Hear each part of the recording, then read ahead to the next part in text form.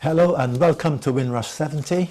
My name is Arthur Torrington. I'm a director of Windrush Foundation, and the project is funded by the Heritage Lottery Fund.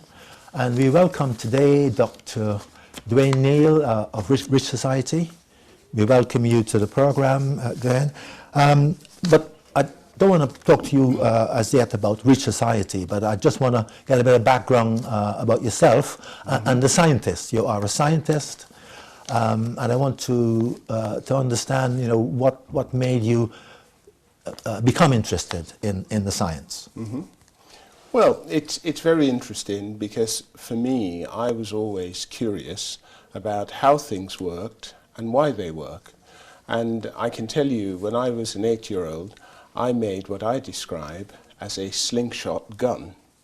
So it was a combination of using the elastic from the slingshot and connecting it to a gun, and you could fire it by pulling on the trigger.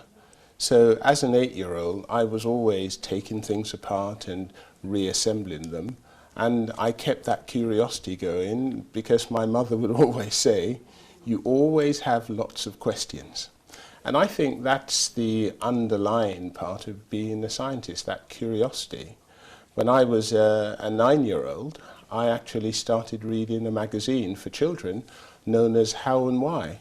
And that was highly illustrated, and it gave information about every aspect of science, also history.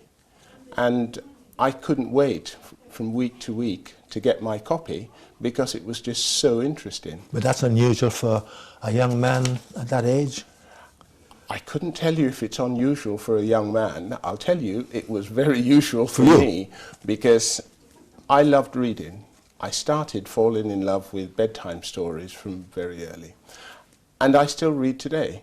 In fact, in my bag, I have a book that I'm reading because whenever I get some downtime, when I'm captive in a train or in a bus... You're not reading the sciences, though? It's science and it's non-science. I read across a wide range.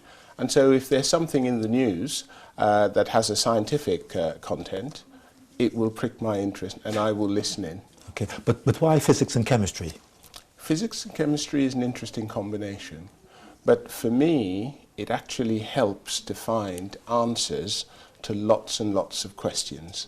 And physics will always tell you how things work, from a local level or a world level or international level. If you think in terms of the gravitational force, which is one of the equations that Newton developed, that for me is absolutely fascinating because it explains why large objects are attracted to each other. Why chemistry, if you think in terms of all the things that might actually make a difference from a health standpoint, then you have to understand chemistry, organic chemistry, in order to get your head around what's going on. So, now how now would you be able to encourage young people to follow that line? Because not a lot of young people are pursuing physics and chemistry. I think you make a good point about the number of young people going into science, but I think most young people are natural scientists. They're curious about lots of things. It's then what happens to them as they interact with adults around them. One of the things I saw when I was in school is that lots of teachers would say this about science subjects. They're the hard subjects, so why don't you go and do something else? Because the hard subjects, will just stress you out.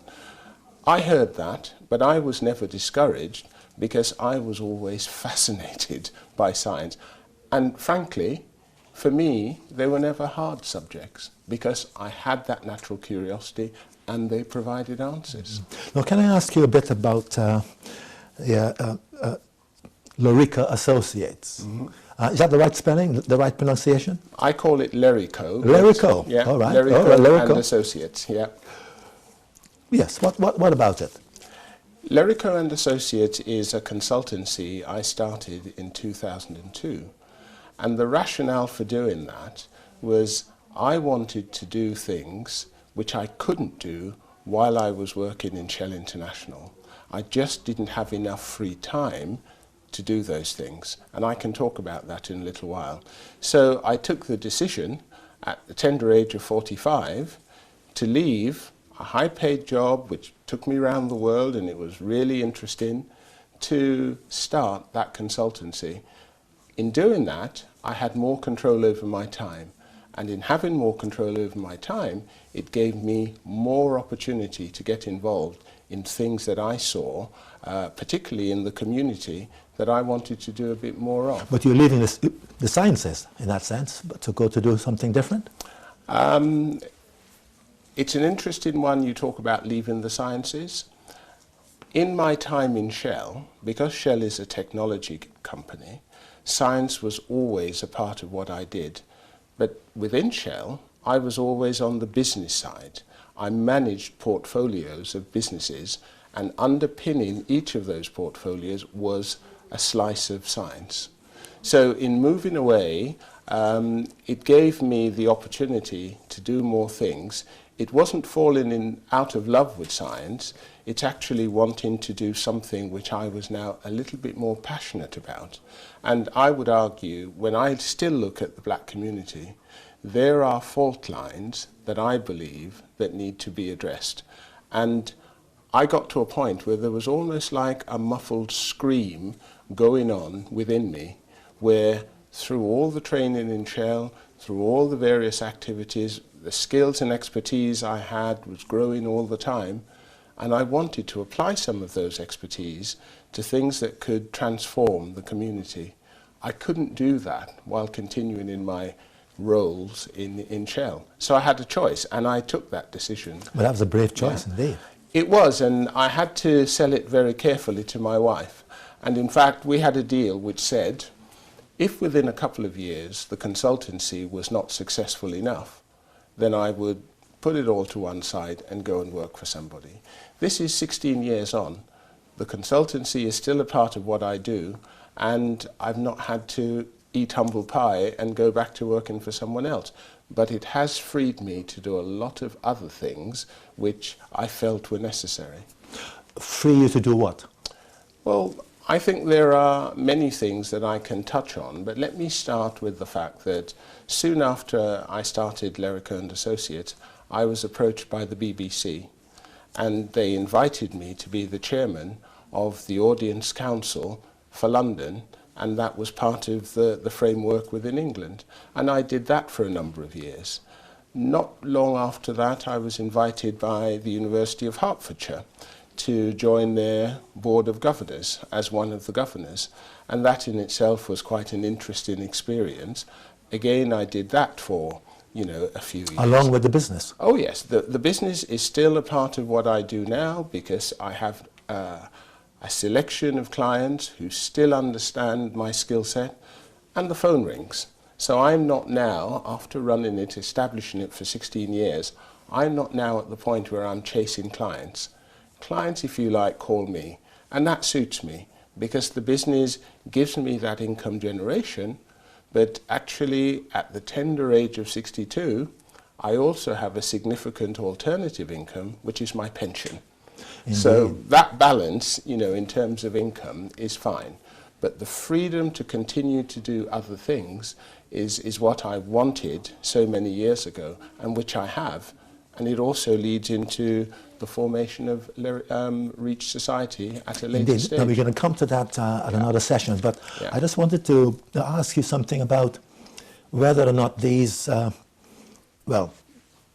services that you provide, apart from the business, really, is it challenging? Because no doubt you've got to make a living. I have developed my skill set through 21 years in Shell Chemicals, and so I see myself as a business professional who knows how to not only start businesses but to grow them and also manage them successfully. So those are a set of portable skills that I can draw on at any stage. All of the contracts I take on within Lerica & Associates, I only take on because I know I can deliver them. And in delivering them, many of them, I have associates who come in, broaden the skill set in order that they can be successful. And you employ other people as well? I don't employ them in the sense that most people understand that, but where there is a contract and it requires additional resource, then yes, they would be connected with that project under a framework, under a contract. When the project is done, they're no longer an employee of mine. So this is where consultants manage to extend their capacity by bringing other consultants into the picture. When you need them? When you need them, absolutely. Good. Well, what I want to do now is just to touch very slightly on what I'd like to speak to you at another session. Mm-hmm. You also find time to do Reach Society. But then I'd also want to talk to you about Windrush. Mm-hmm. and what Reach is doing. But just give us a snippet of Reach, because you were involved in setting it up. Sure. Reach Society has an interesting origin. Most people will have heard of the Reach report that was published by DCLG, the Department for Community and Local Government, back in 2007. In 2008, the government started the Reach National Role Model Programme, and that was to inspire boys and young men from the black community. It appointed 20 professionals from the black community. And you were one of them? I was not one of them, okay. But I was fully aware of the report and that particular action. Those 20 role models were only allowed to impact that community of young people and institutions for 18 months. The plan, per the Reach report and the government, was to run the programme for 3 years. When the programme was cancelled in 2010 with the incoming coalition government, I was deeply offended, because I felt this was yet another project that was targeted at helping the black community, which was not allowed to run for the full term. And that annoyance led to an anger which led me to speaking with my two friends, Rob Neal, Donald Palmer. They were involved in the programme, and they both told me the programme was making a difference. Okay. So now the programme was no more. Mm-hmm. The question was, what were they prepared to do? And I made the suggestion that as fathers, the three of us, it was important that we took that responsibility on. They agreed. 6 months later, Reach Society was founded. Okay, now what we're going to do, we're going to come back for another session. Sure. When we can go into the more details about Reach Society and what the society is doing about Windrush. Okay, yes, so absolutely. Thank you very much, Dr. Neal, and I hope that to see you again. Thank you, Arthur. Thank you very much.